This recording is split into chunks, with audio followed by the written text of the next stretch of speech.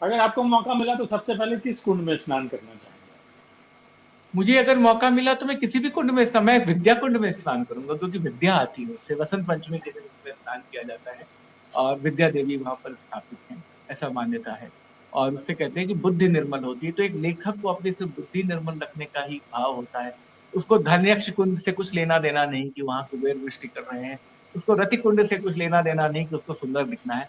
उसका दिमाग, उसकी कलम, उसका मन मालिन्य, वो सब खूबसूरत हो, तो मुझे लगता है कि विद्या कुंड में जाना मेरे लिए बेहतर होगा। वाह, क्या बात है, बहुत अच्छी बात कही आपने।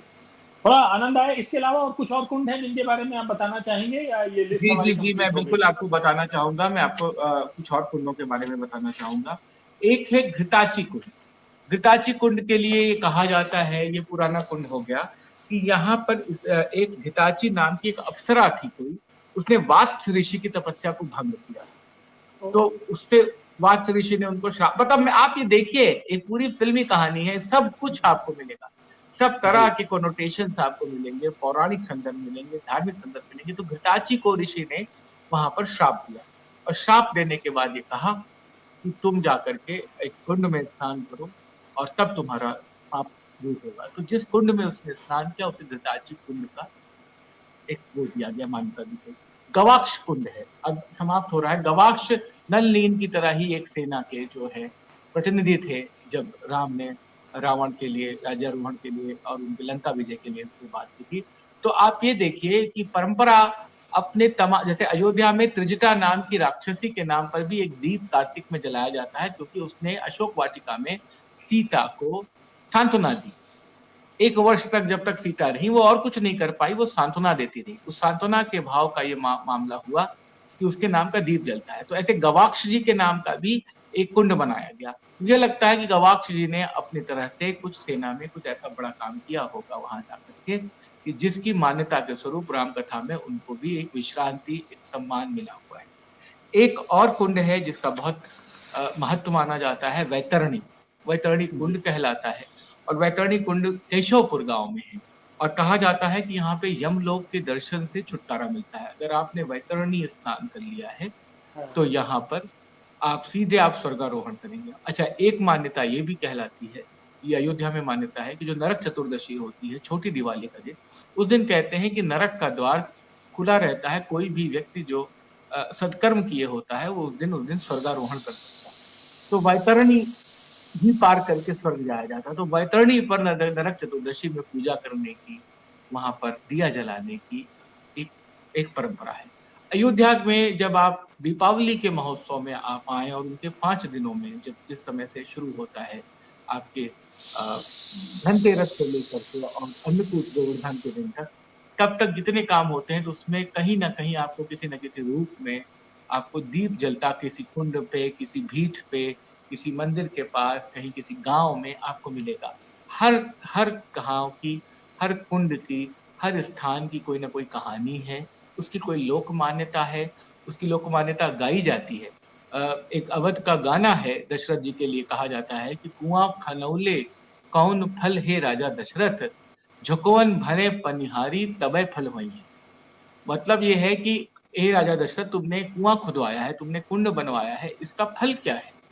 राजा दशरथ जवाब देते, इसका फल यह है कि जब स्त्रियां अपनी गगरी भर करके पानी भर भर के ले जाएंगी और उससे अपनी प्यास बुझाएंगी, तो उसका पुण्य फल मिलेगा। तो मुझे लगता है कि लोक मान्यताओं में गा करके भी ये बात अमर कर दी गई, रच दी गई, कि कुंडों का क्या महत्व है। और सबसे जो अब जो सबसे तकलीफदेह बात है वो ये लगती है कि मंदिरों की तो मान्यताएं हैं, लेकिन कुंडों में लोग आजकल बड़े फैशन परस्त हो जाते हैं। उनको ये लगता है कि थोड़ा कैसे स्नान करें, तो जल को जाकर के छू लेते हैं, आचमन कर लेते हैं, लेकिन स्नान नहीं करते। हेल्थ पॉइंट ऑफ व्यू से भी करते हैं, अगर साफ सुथरा नहीं है तो कुंड उस तरीके से थोड़े से समाप्ति के कगार पे है। लेकिन मान्यताओं में कमी नहीं आई। पुराने लोग जब आते हैं, मेले में जब आते हैं, मुझे आश्चर्य होता है कि एक बार मैं मेले में जब दर्शन के लिए, घूमने के लिए निकला, तो मैंने देखा कि गांव की औरतें सर पे सामान लादे हुए और कुंडों की परिक्रमा करती हुई, उनको दीपदान करती हुई चली जा रही हैं। मतलब अयोध्या के बगल के परिक्षेत्रों में अगर हम बात करें, तो गोंडा, बस्ती, बहराइच, बाराबंकी, मनकापुर, ये सब जो एरिया है, मतलब 100 किलोमीटर की पेरीफेरी के जो शहर हैं, उनके जो गाँव हैं, वहाँ के लोग मेलों में आते हैं और अपनी मान्यताओं में बहुत सारी चीज़ें करके जाते हैं। मान्यता में कहीं स्नान करेंगे, कहीं मुंडन कराएँगे, कहीं पर दिया जलाएँगे, कहीं दान करेंगे। अनाज दान की बहुत प्रथा है, तो वो होती है। और जब गया कुंड जाते हैं लोग, तो ज़रूर तर्पण करते हैं। उस समय जब श्राद्ध के दिन चल रहे होते हैं, तो भरत कुंड में बहुत भीड़ होती है, आज भी भीड़ होती है, लोक मान्यता है, बाहर से लोग आकर करके जाते हैं। तो मुझे लगता है कि ये सारी चीज़ें हैं, जो अयोध्या को थोड़ा-सा एक आध्यात्मिक फ्लेवर देती हैं। जिस सम और आप देखिए क्या खूबसूरत इंटीग्रेशन है कि ब्रह्मकुंड गुरुद्वारा है, तो गुरुद्वारा के एक मामला है। अगर हम योगिनी कुंड की बात करें, तो वो तांत्रिक पीठ का मामला है, जो शाक्त मठ का मामला है। अगर हम राम कुंड और हनुमान कुंड की बात करें, लक्ष्मण कुंड की बात करें, सुग्रीव कुंड की बात करें, तो वो वैष्णव परंपरा का मामला है। उससे एक वैष्णवता का आंगन बड़ा बनता है। और कुंडों से अलग सरोवरों की भी परिकल्पना है। यहाँ क्षीर सागर एक स्थान है, यहाँ सप्त सागर एक स्थान है। हालाँकि वो सब सागर अब समाप्ति के कगार पे हैं, लेकिन कभी-कभी वो क्षीर सागर कहा जाता है, तो दूध तो नहीं रहा होगा, लेकिन दूध की तरह साफ-सुथरा निर्मल पानी ज़रूर रहा होगा। सप्त सागर के लिए कहा जाता है कि जब राम का राज्याभिषेक हो रहा था, जैसे मैंने कल आपको कथा सुनाई थी, जी। कि सब जगह से मणियाँ मँगाई गईं और वो मणियाँ सब रख दी गईं और कुबेर का की मणियों का जो एक पहाड़ बना, उसे मणि पर्वत कहा गया। ऐसे सप्त सागर एक एक पूरा वहाँ पर एक सागर बनाया गया और 7 नदियों के, 7 समुद्रों के जल लाकर उसमें रखे गए कि राम का राज्याभिषेक होगा। राम का राज्याभिषेक नहीं हो सका, तो जल वहाँ पे डाल दिया गया और उस कुंड बन गया, वो सागर बन गया।